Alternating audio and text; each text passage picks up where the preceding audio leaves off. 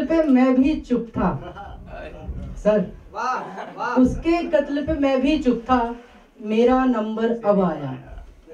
उसके कत्ल पे मैं भी चुप था, मेरा नंबर अब आया। मेरे कत्ल पे आप भी चुप हो, अगला नंबर आपका, अगला नंबर आपका है। तो मैं ऐसा कुछ खास लिखता नहीं, मैं बस सुनने का शौकीन हूँ। कुछ लाइनें हैं जो हम, देखो काफिये के शायर हैं, हमसे जो लाइन लिखते लिखते आ गई उसी को हमने लिख दिया और फेसबुक, इंस्टाग्राम, व्हाट्सएप पे पोस्ट कर दिया, वही हमारे यहाँ लिखना हो जाता है। तो मैं पेश करना चाहूंगा आपसे। पहले तो क्या है कि इश्क होता है, उसके बाद अलग हो जाते हैं, तो फिर याद आता है कि कितना रोता था मैं तेरे खातिर, अब सोचता हूँ तो हंसी आती है। कितना रोता था मैं तेरे खातिर, अब सोचता हूँ तो हंसी आती है। रुपेश भाई का ध्यान चाहूंगा। वो चाय का कप, वो चाय का कप जिसमें हम साथ चाय पिया करते थे, वो चाय का कप जिसमें हम साथ चाय पिया करते थे, तुम्हारे जाने के बाद शिकायत करता है। तुम्हारे जाने के बाद शिकायत करता है कि जैसे नर्म होठों की उसे आदत पड़ गई हो, जैसे नर्म होठों की उसे आदत पड़ गई हो। Thank you Rohit. कि जैसे नर्म होठों की उसे आदत पड़ गई हो, कि जैसे मुझको इसकी लत लग गई थी। तुम्हारा साथ वो सिगरेट के पहले कश की तरह है। तुम्हारा साथ वो सिगरेट के पहले कश की तरह है, वो साथ जो मुझे कभी भूलता नहीं, वो साथ जो मुझे कभी भूलता नहीं है। कि जिंदगी को खुदरंग बनाने के चक्कर में कहीं ना कहीं मैंने वो सारे लम्हे नहीं जिए जो मुझे तेरे साथ जीने थे।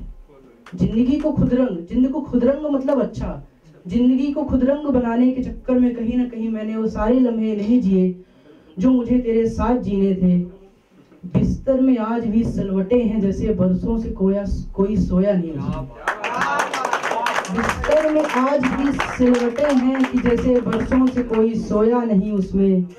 कि अधूरे सपने जो हमने साथ देखे थे आज भी उसी में कैद हैं। कि अधूरे सपने जो हमने साथ देखे थे वो आज भी उसी में कैद हैं।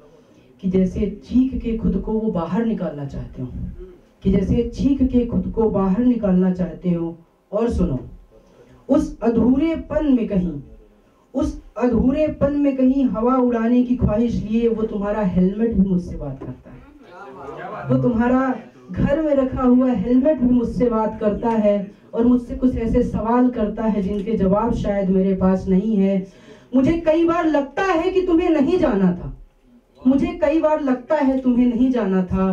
तो फिर वही ध्यान आता है कि कितना रोता था मैं तेरे खातिर, अब सोचता हूँ तो हंसी आती है। तुम्हारी चीजों का इर्द गिर्द होना, तुम्हारी चीजों का इर्द गिर्द होना, उफ कितना मुश्किल है तुम्हारे बिना जीना, कितना मुश्किल है तुम्हारे बिना जीना। मुश्किल इतना है, अब फिर से सब हंसेंगे, मुश्किल उतना है कि जैसे मुझे खाने के बाद सिगरेट ना मिले।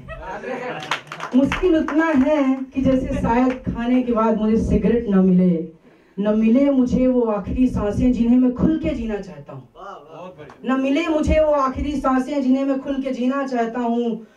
तुम्हारे चीजों के होने से मुझे जलन होती है, तुम्हारे चीजों के होने से मुझे जलन होती है।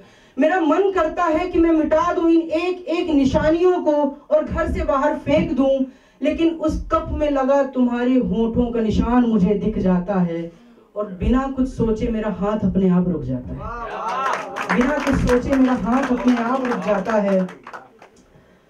और आगे की कुछ लाइनें ऐसी हैं कि जज्बातों को समेट के मैं रुक जाता हूँ, जज्बातों को समेट के मैं रुक जाता हूँ। तुझे सोचते सोचते मैं खुद ही थक जाता हूँ, तुझे सोचते सोचते मैं खुद ही थक जाता हूँ। वो खिड़की भी मुझसे शिकायत करती है जिसके मुंडेर पे खड़े होके हम साथ में इस शहर को ताका करते थे। वो शराब का ग्लास जिस पे शायद हमने पहली बार साथ में शराब पी थी, बिल्कुल पी थी, साथ में शराब पी थी और तुम टल्ली होके मेरे बाहों में आ गिरी थी। वो पल, वो घड़ी, वो दिन शायद अब मेरी जिंदगी में नहीं आएगा, क्योंकि जिंदगी को खुदरंग बनाने के चक्कर में शायद मैं ये सब कुछ छोड़ के आ चुका हूँ।